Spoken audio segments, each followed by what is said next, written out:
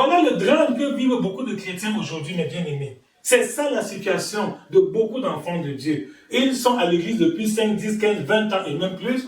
Ils prient, ils jeûnent, ils font toutes sortes de cérémonies religieuses, mais ils ne suivent pas le mode d'emploi. Vous savez que même un médicament, quand on vous le prescrit, vous l'achetez, très souvent vous voyez, il y a un papier où on appelle la notice du fabricant. C'est-à-dire qu'on dit qu'est-ce qu'il faut faire pour que ce médicament soit efficace. Et si tu t'en fiches, tu dis je m'en fous de ce que le fabricant a écrit, je vais utiliser ce médicament comme bombe, tu ne seras pas guéri. Le même médicament qui procure la guérison à beaucoup d'autres personnes peut même te tuer.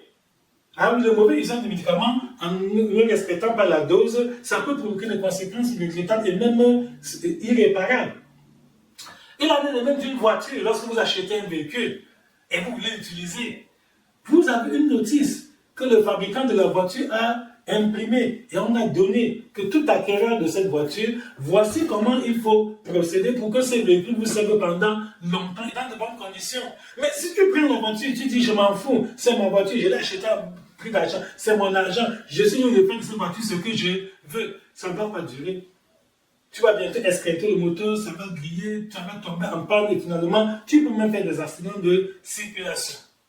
Toutes ces choses que nous respectons sur le plan humain, physique, matériel, il en est de même sur le plan spirituel. Alléluia. Amen. Oui, c'est la même chose dans le plan spirituel. Jésus était là, Jésus est tout puissant, il a le pouvoir de faire beaucoup, de résoudre leurs problèmes. Leur problème, c'est le manque de vin. Et Jésus avait la capacité de les sortir d'affaires, tout comme toi. Je ne sais pas quel est ton problème. Peut-être c'est une maladie physique, peut-être c'est la pauvreté, peut-être c'est le chômage, peut-être c'est le célibat, tu veux un époux, une épouse, peut-être c'est l'appropriation, tu veux un enfant, peut-être c'est une percée, tu veux la prospérité dans ton business, dans tes affaires, tu veux que ta boutique marche bien. Je ne sais pas quel est ton problème, ou ton enfant est délinquant, ton enfant est devenu têtu, ou il n'y a pas la paix dans ton foyer, vous êtes toujours dans des tiraillements, vous êtes même en instant de divorce et tout le reste. Quel que soit le problème que tu as, que ce soit un problème financier, problème matériel, problème spirituel, problème humain, Jésus a la solution. Alléluia. Amen. Oui, Jésus a la solution à ton problème.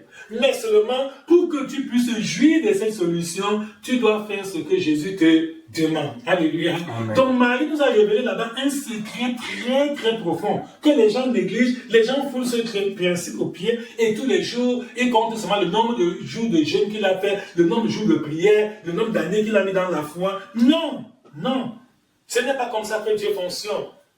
Donc, il dit, faites ce qu'il vous dira. Donc, si tu refuses de faire ce que Jésus te dit, ok, c'est que tu as aussi refusé la solution.